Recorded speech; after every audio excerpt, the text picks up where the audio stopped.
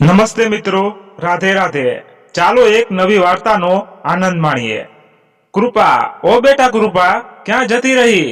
અરે હા, આવી રહી છું। કેમ આટલી રાડો પાડી રહ્યા છો? પપ્પા, એક વખતમાં સંભળાઈ જાય છે, મને વારે વારે રાડો પાડવાની જરૂર નથી। કંઈક કામ જ કરી રહી હતી એટલે વાર લાગી ગઈ, પણ તમે તો જરા પણ શાંતિ નથી, જરાય રાહ જોવાતી નથી તમારાથી। કૃપા પોતાના સસરા અજીતભાઈ પર અકળાઈને બોલી, હવે કહો કે શું કામ હતું? શું કામે આટલી રાડો પાડી રહ્યા હતા? એટલે અજીતભાઈ બોલ્યા, બેટા કંઈક ખાસ કામ તો નહોતું, બસ મને ઘણી વારથી ઉધરસ આવી રહી છે, જરાક એક ગ્લાસ પાણી ભરી દે ને।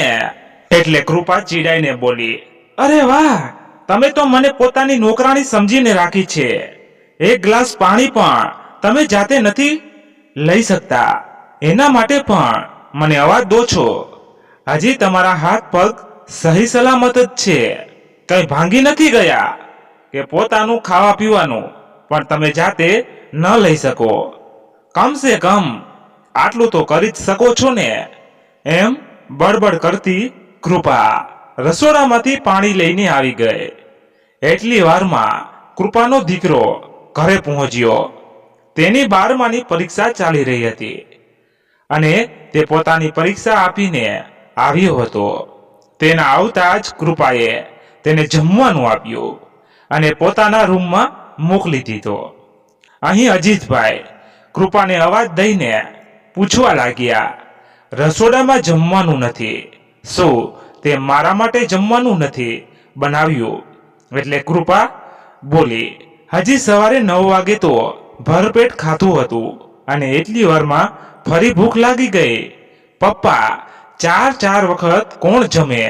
અરે આ તો છોકરાઓ સ્કૂલ ટ્યુશન આવતા જતા રહે એટલે થાકી જતા હોય, અને આમ પણ એ ચડતું લોહી કહેવાય, 4 વખત ખાય તો હજી સમજાય, પણ તમે તો આખો દિવસ ઘરમાં જ પડ્યા રહો છો, છતાં ખબર નહીં કેટલી ભૂખ લાગી જાય છે।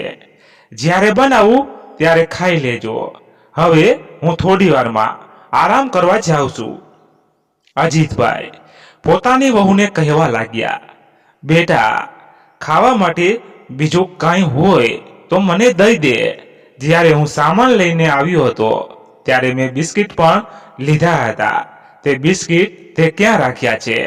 મને કહી દે, હું કાઢીને ખાઈ લઈશ, એટલે થોડીક ભૂખ ભાંગી જશે અને 2 કલાક પછી તું આરામ કરીને મારા માટે જમવાનું બનાવી દેજે। એટલે કૃપા ગરમ થઈને પોતાના પલંગ પરથી ઉઠી અને રસોડામાંથી બિસ્કિટનો ડબ્બો લઈ આવીને પછાડીને બોલી, બસ આ જ છે, પણ છે એ હવે આ ખાઈ લઈને ચૂપચાપ બેઠા રહેજો અને બીજી વાર મને અવાજ ના દેતા। પોતાની રીતે ઊભા થઈને હું ખાવાનું બનાવી દઈશ। એટલે કહીને કૃપા રૂમમાં જતી રહી અને પોતાના રૂમનો દરવાજો બંધ કરીને આરામ કરવા લાગી। અજીતભાઈ બિચારા શું કરી શકવાના હતા?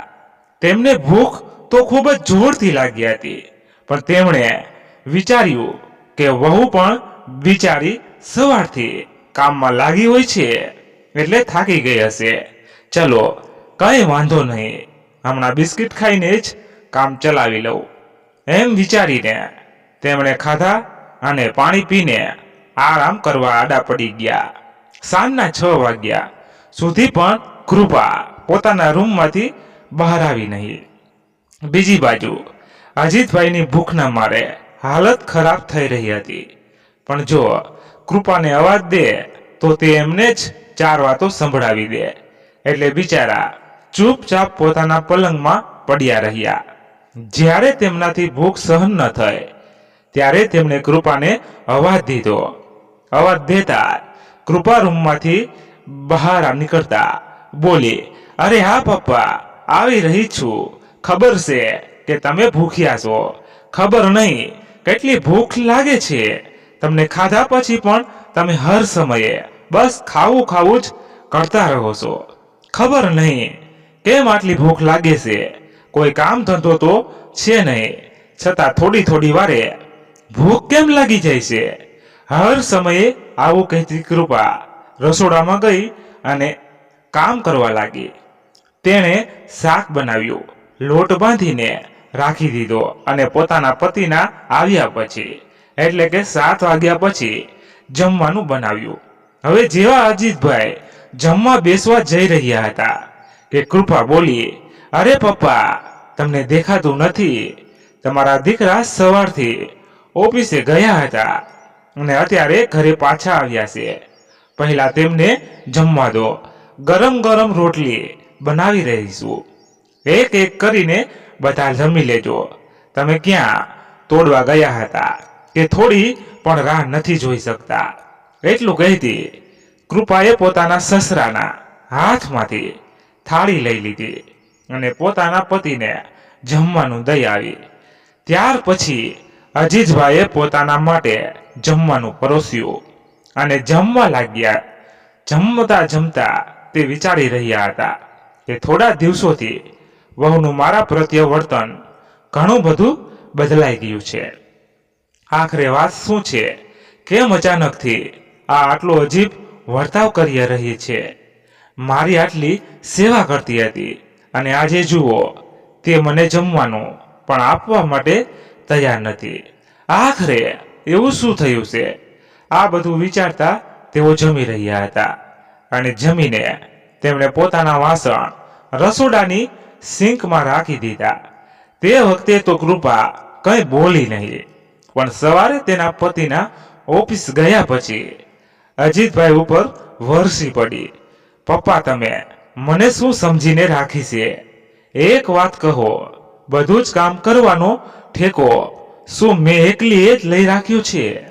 આ ઘરમાં હું એકલી સૌથી વધારે ખાઉં છું. તમે આખો દિવસ બેઠા રહો છો, બીજું કંઈ કામ ન થાય તો કમસે કમ તમે પોતાનું કામ તો પોતે કરી લો. અરે, ખાવાનું ખાઈને પોતાના વાસણ સાફ નથી કરી શકતા? તમે હદ છે.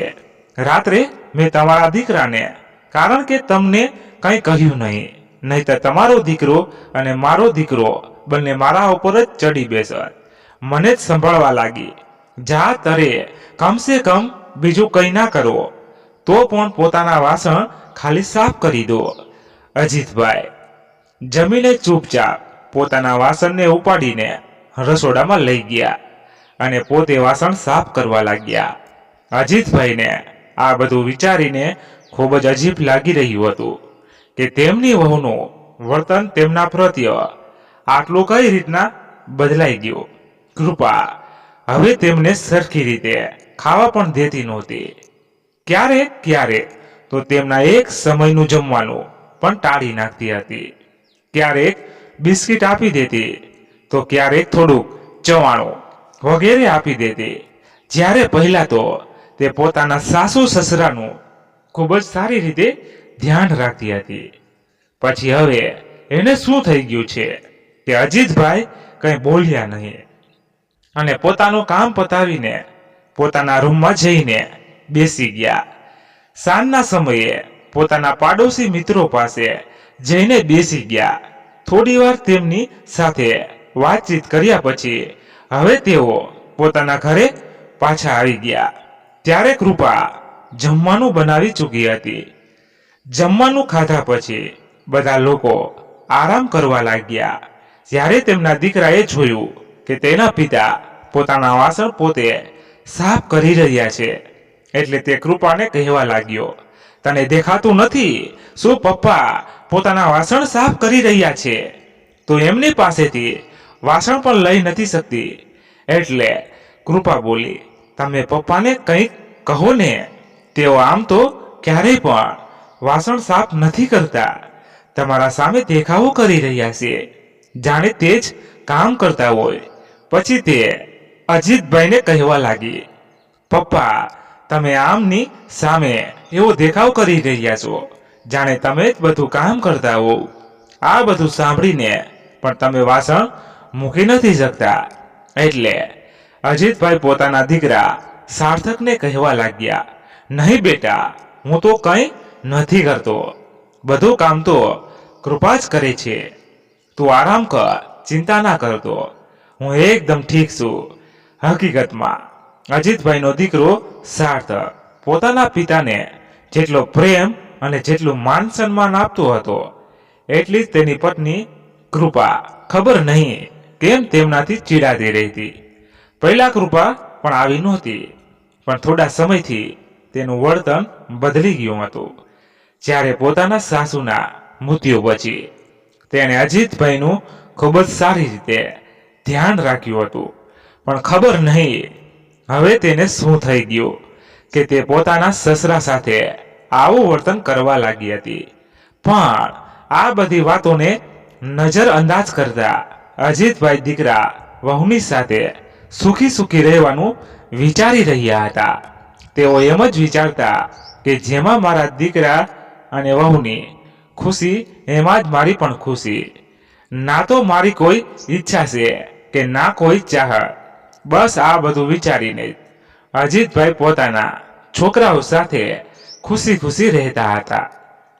ઘણી વખત પોતાની વહુ કૃપાના વર્તાવથી ઉદાસ થઈ જતા, પણ પછી પોતાના દીકરા અને પૌત્રને જોઈને ખુશ થઈ જતા, કેમ કે તેમની વહુ જેટલી તેમની સાથે ચીડાઈને વાત કરતી હતી, તેમનો દીકરો અને પૌત્ર તેમના પત્ની એટલો જ પ્રેમ કર્યો વ્યવહાર કરતા. તે બંને હંમેશા અજીતભાઈ સાથે ખૂબ જ પ્રેમથી વાત કરતા, તેમનું ધ્યાન રાખતા અને તેઓ પણ આ વાતથી ખૂબ જ ખુશ થતા. પણ કૃપા દિવસે ને દિવસે પોતાના વ્યવહાર વધારે કઠોર કરતી જતી હતી. પોતાના આટલા વૃદ્ધ સસરા પ્રત્યે તેનો એવો વ્યવહાર જરાય પણ ઉચિત ન હતો. તેમની ઉંમર નહોતી કે કોઈ પણ કામ કરી શકે, છતાં તેઓ પોતાના રોજબરોજના કામ પોતે કરી લેતા હતા. તેટલું ઘણું હતું. લગભગ 17-18 વર્ષનો કૃપાનો દીકરો હતો. તે હિસાબે અજીતભાઈની ઉંમર લગભગ 65 થી 70 વર્ષની આસપાસ હોવી જોઈએ. અને આ ઉંમરમાં ભલા આટલું બધું કામ કોણ કરી શકે? આ તો અજીતભાઈ હતા. તેઓ પણ જાણતા હતા કે હાથ પગ ચાલતા રહેવા જોઈએ, અને એટલા માટે જ તેઓ સવારે 5 વાગ્યે યોગા કરતા અને બાજુમાં રહેલા બગીચામાં રોજ વોકિંગ કરવા પણ જતા હતા. તેઓ પોતાની તંદુરસ્તીનું પૂરું ધ્યાન રાખતા હતા. કૃપા પોતાના સસરા સાથે ખરાબથી વધારે ખરાબ વ્યવહાર કરવાની કોશિશ કરતી અને તેમને વાત વાત પર સંભળાવતી રહેતી કે તમે તો કંઈ પણ કરતા નથી, ઘરમાં બેઠા રહો છો, ખાલી બેઠા રહ્યા કરતા ક્યારેક કંઈક મારું કામ કરી આપો.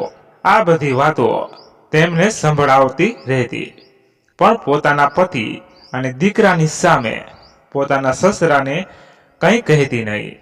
તેમની સામે તે ખૂબ જ સીધી અને સારી બનવાનું નાટક કરતી રહેતી, કેમ કે તે બંને અજીતભાઈને ખૂબ જ પ્રેમ કરતા હતા. કૃપાના આવી રીતે બદલતા વ્યવહારને જોઈને અજીતભાઈ ખૂબ જ પરેશાન હતા, પણ તેઓ કૃપાને પોતાની દીકરી માનતા હતા, એટલે તેની ખુશી માટે જે તે કંઈ કહેતી તેમ તેઓ કરી નાખતા હતા. એક દિવસ અજીતભાઈ બેઠા હતા ત્યારે કૃપા તેમને કહેવા લાગી, પપ્પા, હવે તમે પોતાના બધા કામ પોતે કરી જ લ્યો છો. જો તમને ખરાબ ન લાગે તો એક વાત કહું, મારી પાસે એટલું વધારે કામ થઈ જાય છે કે મને જરાય પણ સમય નથી મળતો. જો થઈ શકે તો તમે મારી મદદ કરી દેજો. બસ કપડાં ધોવાનું કામ તમે કરી દેજો, બાકી બધા જ કામ તો હું કરી લઈશ. આવી રીતે તે પોતાની ના સસરાના પાસે કપડાં ધોવડાવવા લાગી. એક દિવસ ઓફિસ જતી વખતે અજીતભાઈના દીકરાનો ફોન ઘર પર જ રહી ગયો. તેના વિશે તેને ઓફિસ પહોંચ્યો પછી ખબર પડી, એટલે તેણે પોતાના દોસ્તને કહ્યું કે તું ઓફિસે મોડો પહોંચીશ તો ચાલશે, એટલા માટે મારા ઘરેથી મારો ફોન લઈને આવજે. અને થયું પણ એવું કે જ્યારે સાર્થકનો મિત્ર તેના ઘરે ફોન લેવા માટે આવ્યો તે સમયે અજીતભાઈ કપડાં ધોઈ રહ્યા હતા. થોડી વાર માટે સાર્થકનો ફોન મળ્યો નહીં, એટલે કૃપાએ ખુરશી આપીને સાર્થકના મિત્રને ત્યાં બેસવા માટે કહ્યું અને તે પોતાના પતિનો ફોન શોધવા લાગી. એટલી વારમાં સાર્થકનો દોસ્ત ઊભો થઈને ઘરમાં આંટા મારવા લાગ્યો. ત્યારે તેની નજર અજીતભાઈ પર પડી, જે કપડાં ધોઈને સુકાવી રહ્યા હતા. તે એકીટસે અજીતભાઈને જોતો રહ્યો. બધાના કપડાં સૂકવીને પછી તેમણે પોતાના વાસણ પણ સાફ કરી રાખ્યા અને પોતાના રૂમની સફાઈ પણ કરી. ત્યાં સુધી કૃપાએ ફોન ગોતી લીધો અને બહાર આવીને બોલી. ફોન ઓશિકાની નીચે દબાવીને રાખેલો હતો અને સાયલેન્ટ હતો, એટલે મળતા વાર લાગી. ક્યારની શોધી રહી હતી. સોરી, મોડું થઈ ગયું, હવે તમે ફોન લઈને જાઓ. એટલે તે છોકરો ફોન લઈને જતો રહ્યો. પણ તે ખૂબ જ અજીબ મહેસૂસ કરી રહ્યો હતો. તેણે જઈને સાર્થકને ફોન આપ્યો અને તેને અજીબ રીતે કહેવા લાગ્યો, યાર, ખબર નહીં કેવા કેવા લોકો હોય છે, પોતાના મા બાપની સાથે કેવું વર્તન કરતા હોય છે. હું તો મારા પિતા પાસે કંઈ પણ નથી કરાવતો, અને અહીં જુઓ, અમુક લોકો પોતાના મા બાપ પાસે નોકરોની જેમ કામ કરાવે છે. અરે, આ કોઈ ઉંમર હોય છે કામ કરવાની. જ્યારે સંતાન મોટી થઈ જાય તો તેણે પોતાના માતા પિતાની સેવા કરવી જોઈએ, ના કે તેમની પાસે કામ કરાવવું જોઈએ. આ બધી વાતો સાંભળીને સાર્થક બોલ્યો, આ બધું શું કહી રહ્યો છે અને કોને સંભળાવી રહ્યો છે? એટલે તેનો દોસ્ત બોલ્યો, કોને શું, તને કહી રહ્યો છું અને તને સંભળાવી રહ્યો છું. અરે યાર, હદ હોય છે. 65-70 વર્ષની ઉંમરમાં પણ તે વૃદ્ધ માણસ આટલું કામ કરે છે. શરમ નથી આવતી? તને તેની વાત સાંભળીને સાર્થકને ખૂબ જ અજીબ લાગ્યું અને તે બોલ્યો, તું કોઈ બીજાના ઘરમાં તો નહોતો ઘૂસી ગયો ને? કેમ કે મારા પપ્પા પણ કંઈ કામ નથી કરતા. અરે, મારી પત્ની કૃપા, તે તેમની દરેક વસ્તુ તેમના હાથમાં આપે છે. લાગે છે તું કોઈ બીજાના ઘરમાં ઘૂસી ગયો હોઈશ. એટલું કહેતા સાર્થક હસવા લાગ્યો. એટલે તેની તરફ ત્રાસી નજરે જોઈને તેનો મિત્ર બોલ્યો, જી નહીં, હું બિલકુલ બરાબર ઘરમાં જ ગયો હતો. ત્યારે તો તારો ફોન તારા સુધી પહોંચાડ્યો. ખોટા ઘરમાં પહોંચ્યો હોત તો તારો ફોન કઈ રીતે લઈ આવત? સાર્થક પોતાના દોસ્તને ગંભીર જોઈને બોલ્યો, યાર, શું વાત છે? તું ખૂબ જ નારાજ દેખાઈ રહ્યો છે. ઘરે જઈને તે એવું પણ શું જોઈ લીધું કે તું મને આટલી વાતો સંભળાવી રહ્યો છે? ત્યારે સાર્થકના દોસ્તે તેને બધી જ ઘટના જણાવી, જે પણ તેના ઘરે જોઈ હતી. આ બધું સાંભળીને સાર્થક ખૂબ જ નારાજ થયો અને કહેવા લાગ્યો, જો એવું હોય તો હું મારી પત્નીને જરૂર સબક શીખડાવીશ. એમ વિચારીને સાર્થક ઓફિસથી ઘર માટે નીકળી ગયો. જ્યારે તે ઘરે પહોંચ્યો તો જોયું કે કૃપા ખાવાનું બનાવી રહી હતી અને તેના પિતા પોતાના માટે ખાવાનું કાઢવા માટે થાળી તૈયાર કરી રહ્યા હતા. ત્યારે સાર્થકનો દીકરો પહોંચી ગયો. તે હાથ મોઢું ધોઈને આવ્યો. તેના પિતાએ થાળીમાં પોતાના માટે જમવાનું કાઢ્યું અને કૃપાએ ફટાફટ તે થાળી ઉપાડીને પોતાના દીકરાને સામે રાખી દીધી. હવે તો આ બધી ચીજ સાર્થક પોતે ઓબ્ઝર્વ કરવા લાગ્યો કે વાસ્તવમાં કૃપાના તેના પિતા પ્રત્યે વ્યવહાર કેવો છે. જ્યારે સાર્થકે જોયું કે બીજા દિવસે ફરીવાર કૃપાએ તેના પિતા આગળથી થાળી ઉપાડી લીધી, એટલે તેણે જોરથી રાડ પાડી, કૃપા, તારામાં એટલી પણ તમીજ નથી. પપ્પા પોતાના માટે જમવાનું તૈયાર કરે છે અને તું એમની આગળથી થાળી ઉપાડીને મને આપી દેશ.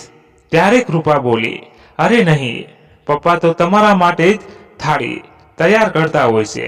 નહીં, પપ્પા એટલે અજીતભાઈએ પણ હકારમાં માથું હલાવ્યું. એટલે સાર્થક બોલ્યો, અચ્છા, જો પપ્પા મારા માટે જમવાનું તૈયાર કરે છે તો પણ તે શું કામે કરે છે? તને મને જમવાનું તૈયાર કરીને દેવામાં કષ્ટ પહોંચે છે, અથવા તો હું પોતે નથી લઈ શકતો? પપ્પા કઈ નાની ઉંમરના નથી કે તારી સાથે સાથે બધું કામ કરાવડાવે. તેમનાથી સરખી રીતે ચલાતું પણ નથી અને તું તેમની પાસે કામ કરાવી રહી છે. સાર્થકની વાત સાંભળીને નાટક કરતા કૃપા બોલી, હદ થઈ ગઈ. તમે તો એવી રીતે કહી રહ્યા છો જાણે ઘરના બધા જ કામ તમારા પપ્પા જ કરતા હોય. મેં તો તેમને કીધું નથી. તેઓ પોતે જ જમવાનું પીરસવા લાગ્યા તો હું શું કરું? જાઓ પપ્પા, ત્યાં બેસી જાઓ જમવા માટે. તમે તો મને બદનામ કરો છો. સાર્થકે પણ તેને વધારે કંઈ કહ્યું નહીં, કેમ કે સાર્થકની સામે તો તે ખૂબ જ ભલી બની જતી હતી. એટલે સાર્થકે પોતાના દીકરા સોનુ સાથે આ વિશે વાત કરી અને સોનુએ પણ કહ્યું, હા પપ્પા, મને પણ મમ્મીનો વ્યવહાર દાદા પ્રત્યે કંઈક બદલેલો લાગી રહ્યો છે અને ઘણા સમયથી હું આ જોઈ રહ્યો છું. એટલે સાર્થકે કહ્યું, બેટા, આ જ વાતની હકીકત શું છે તે આપણે બંનેને જાણવાની છે. આખરે તારી માનું વર્તન આટલું બદલેલું કેમ છે? એટલે સોનુ બોલ્યો, પપ્પા, મારા દિમાગમાં એક વાત છે. મમ્મીની એક બહેનપણી છે જે મમ્મીની કોલેજની બેસ્ટ ફ્રેન્ડ હતી. તેઓ મમ્મીને એક દિવસ અચાનક બજારમાં મળી ગયા હતા. ત્યારે તેમનો મમ્મી સાથે કોન્ટેક્ટ થયો અને ત્યારથી તેઓ મમ્મીની સાથે વાત કરે છે. જ્યારથી મમ્મી તેમની સાથે કોન્ટેક્ટમાં આવ્યા છે ત્યારથી જ મમ્મીનું વર્તન બદલતું જઈ રહ્યું છે. એટલે સાર્થકે કહ્યું, જો સાચે એવું હોય તો આ વાતમાં મૂળ સુધી હું જોઈને જ રહીશ. પછી સાર્થકે પોતાના દોસ્તની મદદથી કૃપાના બધા જ કોલને એવી રીતે રેકોર્ડિંગ પર લગાવી દીધા કે તેને ખબર પણ ના પડી. બીજા દિવસે સાર્થકના ઓફિસ ગયા પછી કૃપા પોતાની બહેનપણીથી વાતો કરવા લાગી. સાંજે જ્યારે સાર્થક ઓફિસથી પાછો આવ્યો તો તેણે કૃપાને કહ્યું, કૃપા, મને હમણાં ભૂખ નથી. હું થોડો મોડેથી જમીશ. તું એક કામ કર, મારી માટે થાળી તૈયાર કરી રાખી દે. હું રૂમમાં આરામ કરી રહ્યો છું. એટલું કહીને તે ત્યાંથી જતો રહ્યો અને રૂમમાં જઈને કૃપાનો ફોન ચેક કરવા લાગ્યો. તેને કૃપાના ફોનથી તેની બહેનપણીની બધી જ રેકોર્ડિંગ પોતાના ફોનમાં મોકલી દીધી. હવે તેને ખબર બધી પડી ગઈ કે કૃપાની તે બહેનપણી જે ઘણા સમય પહેલા પોતાના સાસરેથી પાછી આવી ગઈ હતી, તે દિવસે તે જ કૃપાને બજારમાં મળી હતી અને કૃપા તેની સાથે જ ફોન પર વાતો કરતી રહેતી હતી, જે હંમેશા કૃપાને ઊંધો જતો પાઠ ભણાવ્યા કરતી હતી. સાર્થકે જ્યારે તેમની વાતચીતની રેકોર્ડિંગ સાંભળી તો તેને કૃપા પર ખૂબ જ ગુસ્સો આવ્યો, જેથી કૃપા જમવાની પ્લેટ લઈને રૂમમાં પહોંચી તો ગુસ્સામાં સાર્થકે થાળી પર જોરદાર હાથ માર્યો એટલે બધું જમવાનું ઢોળાઈ ગયું. આ બધું જોઈને કૃપા પણ ડરી ગઈ કે અચાનક આજે સાર્થકને શું થયું અને તે કઈ વાત પર આટલો બધો ગુસ્સામાં છે. કૃપા તેને પૂછવા લાગી કે શું થયું, આટલો ગુસ્સો કેમ કરી રહ્યા છો? પણ સાર્થકે તેને કંઈ કહ્યું નહીં. તે ગુસ્સામાં રૂમની બહાર નીકળી ગયો.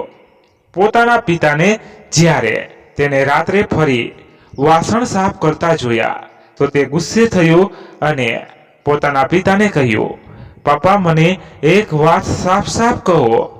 તમને વાસણ સાફ કરવા માટે કોણે કહ્યું? જ્યારે જુઓ ત્યારે તમે કોઈને કોઈ કામમાં જ લાગેલા રહો છો. મેં તમને કેટલી વાર ના પાડી છે કે તમારી ઉંમર હવે કામ કરવાની નથી, આરામ કરવાની છે, પણ તમે છો કે મારી વાત સાંભળતા નથી. મને કહો, કોણે તમને આ કામ કરવાનું કહ્યું છે? હવે બિચારા અજીતભાઈ શું કહેવાના હતા? પોતાના દીકરાની વાત સાંભળીને થોડા પરેશાન અને ભાવુક થઈ ગયા.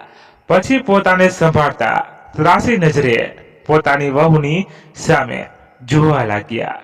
તો ક્યારેક પોતાના દીકરાની સામે અને પછી સાર્થકને કહેવા લાગ્યા. કોઈએ નહીં કહ્યું, બેટા હું તો પોતાની મરજીથી આ કામ કરું છું. એટલે સાર્થક બોલ્યો, પપ્પા મારી સામે ખોટું ના બોલો. હું બધું જાણું છું કે તમને આ કામ કરવાનું કોણે કહ્યું છે. આજ પછી તમારે કોઈની પણ વાત સાંભળવાની કોઈ જરૂર નથી. હું તમારો દીકરો આ ઘરનો માલિક છું. હું આ ઘરનો ખર્ચો ચલાવું છું, બીજું કોઈ નહીં. એટલે તમારે કોઈની પણ આગળ નમવાની કોઈ જરૂરત નથી. મેં તમને કામ કરવાની ના પાડી છે તો બસ તમે હવેથી કોઈ કામ નહીં કરો, ફક્ત આરામ કરજો. જો તમને તમારા સ્વાસ્થ્યની ચિંતા છે તો તમે પાર્કમાં વોકિંગ કરવા જાજો. ઘરના કામ કરવાની શું જરૂરત છે. પોતાના પિતાને આટલું કહ્યા પછી સાર્થકે કૃપાનો હાથ પકડ્યો અને લગભગ તેને ખેંચીને રૂમની બહાર લઈ ગયો. રૂમમાંથી જ નહીં પણ તે કૃપાને ઘરની બહાર લઈ ગયો અને એને તરત જ પોતાની ગાડીમાં બેસાડીને તેના પિયર તરફ ગાડી ભગાવી. અચાનક સાર્થક કૃપાને લઈને એના પિયર આવ્યો અને તેને ત્યાં બહાર જ ઉતારીને જવા લાગ્યો. એટલે કૃપાના માતા પિતાને ખૂબ જ નવાઈ લાગી. તેઓ સાર્થકને રોકીને તેના સાથે વાત કરવા લાગ્યા કે બેટા આખરે શું થયું છે. તમે અચાનક કૃપાને અહીં મૂકીને કેમ જઈ રહ્યા છો. ના ના બેટા, ના વાત કરી અચાનક એવું તો શું થઈ ગયું. બેટા આટલા નારાજ કેમ છો. અમારાથી કોઈ ભૂલ થઈ ગઈ છે. ત્યારે સાર્થકે પોતાના સાસુ સસરાને કહ્યું, ના મમ્મી પપ્પા તમારાથી કોઈ ભૂલ નથી થઈ. પછી સહેજ રહીને બોલ્યો, અથવા તો કહી શકાય કે તમારાથી જ ભૂલ થઈ છે. તમે તમારી દીકરીને ભણાવી ગણાવી અને આટલી સમજદાર બનાવી, પણ તમે તેને એ શીખવવાનું ભૂલી ગયા કે તેણે પોતાના પરિવારને કઈ રીતે ચલાવવો જોઈએ. જ્યારે ઘરના બધા નિર્ણય લેવામાં તે સમજદારી દેખાડે છે તો પોતાની બહેનપણીની વાત માનતા પહેલા તેને સમજદારી કેમ ન દેખાડી. તેની વાતોમાં આવીને એણે મારા પપ્પાને તેમના જ ઘરમાં નોકર બનાવીને રાખ્યા છે. પૂછો એને કે હું જે કહી રહ્યો છું તે ખોટું કહી રહ્યો છું. ગુસ્સામાં સાર્થક જોરથી બોલ્યો. એટલે ગભરાયેલી કૃપા નજર નીચે કરીને ઊભી રહી ગઈ. સાર્થકની વાતો સાંભળીને તેના સાસુ સસરા પોતાની દીકરી તરફ જોવા લાગ્યા, પણ કૃપાની ઝૂકેલી નજરો જોઈને તે બધું સમજી ગયા. કૃપાથી નારાજ થતા તેની મમ્મી બોલી, જે સાર્થક કુમાર કહી રહ્યા છે તે બધું સાચું છે. ખરેખર તે પોતાના પિતા સમાન સસરા સાથે આવું ખરાબ વર્તન કર્યું છે. કૃપાએ છતાં પણ નજરો ઊંચી કરી નહીં. એટલે તેની મમ્મીએ ગુસ્સામાં કહ્યું, કૃપા હું તારી સાથે વાત કરી રહી છું. જમાઈ જે કહી રહ્યા છે તે સાચું છે. આ વખતે કૃપાએ ધીરેથી માથું હલાવ્યું અને હા પાડી. એટલે તેના મમ્મીએ ગુસ્સામાં કૃપાને જોરદાર થપ્પડ મારી દીધી અને બોલ્યા, તને શરમ ન આવી પોતાના પિતા સમાન સસરાની સાથે આવું વર્તન કરતા. શું અમે તને આજ સંસ્કાર આપ્યા હતા? અમે તો ક્યારે પણ તને એમ નથી શીખવાડ્યું કે તું પોતાના વડીલોની સાથે આવું બધું કરે. અને તે તો તારા સસરા હતા, તેમની સાથે તે એવું વર્તન કર્યું. પણ કઈ રીતે? જેવો જ સાર્થક કૃપાને મૂકીને જવા લાગ્યો તેવી જ કૃપા સાર્થકના પગ પકડીને રોવા લાગી અને ગરગરવા લાગી. તેની પાસે માફી માંગવા લાગી. મને માફ કરી દો સાર્થક, મારાથી ખૂબ જ મોટી ભૂલ થઈ ગઈ. આજ પછી હું આવું ક્યારેય પણ નહીં કરું. હું પપ્પાનું પૂરેપૂરું ધ્યાન રાખીશ. મને માફ કરી દો. હું પોતાની બહેનપણીની વાતોમાં આવી ગઈ હતી અને તેની વાતોમાં આવીને મેં પોતાનો પરિવાર વેરવિખેર કરી નાખ્યો. મને માફ કરી દો. સાર્થકે કૃપાની એક પણ વાત સાંભળી નહીં અને ગુસ્સામાં તેને મૂકીને ચાલ્યો ગયો. ઘણા દિવસ થઈ ગયા. કૃપા ઘરે ન ગઈ એટલે અડોસ પડોશવાળા પણ વાતો કરવા લાગ્યા. આખરે કૃપાના પિતાએ સાર્થકને ફોન કર્યો તો સાર્થકે કૃપાને લઈ જવાની મનાઈ કરી દીધી. એટલે કૃપાએ પોતાના સસરાને ફોન કર્યો અને તેમના પાસે માફી માંગી અને તેમને કહ્યું કે તેનાથી ભૂલ થઈ ગઈ છે, તેને પોતાની ભૂલ સમજાઈ ગઈ છે, હવે પછી તેઓ ક્યારેય નહીં કરે. પછી જ્યારે સાર્થકના પિતાએ તેને કહ્યું કે ગામમાં કૃપાના પિતાની ખૂબ જ બદનામી થઈ રહી છે, કેમ કે તેમની દીકરી મીના કોઈ કારણ પોતાનું સાસરું મૂકીને પિયરમાં આવીને પડી છે. બેટા, એમની આબરૂની ખાતર કૃપાને લેવા જા. જ્યારે સાર્થકના પિતાએ આ બધી વાતો કહી તો તે ના પાડી શક્યો નહીં અને તેમની વાતો માનીને કૃપા પોતાની સાથે લઈ આવ્યો. હવે કૃપા તેની ભૂલ સમજી ગઈ હતી. હવે તેણે પોતાની તે બહેનપણીની સાથે વાતચીત કરવાની બંધ કરી દીધું. હવે તેણે પોતાના પરિવારને બાંધીને પ્રેમથી કઈ રીતે રાખવાનું તે શીખી લીધું હતું. એટલે તે બધા લોકો ખુશી ખુશી પોતાના પરિવારમાં એક સાથે રહેવા લાગ્યા. તો મિત્રો, આજની વાર્તા કેવી લાગી કોમેન્ટ દ્વારા જણાવજો. પસંદ આવ્યું હોય તો વધુમાં વધુ શેર કરજો અને એક પ્યારી સી લાઈક કરી મારી ચેનલને સબસ્ક્રાઇબ કરી દેજો, એટલે તમને નવી નવી વાર્તા સાંભળી શકો. Thank you. ફરી મળીએ નવી વાર્તા સાથે. ત્યાં સુધી સલામત રહો, સતર્ક રહો. જય હિન્દ, જય ભારત.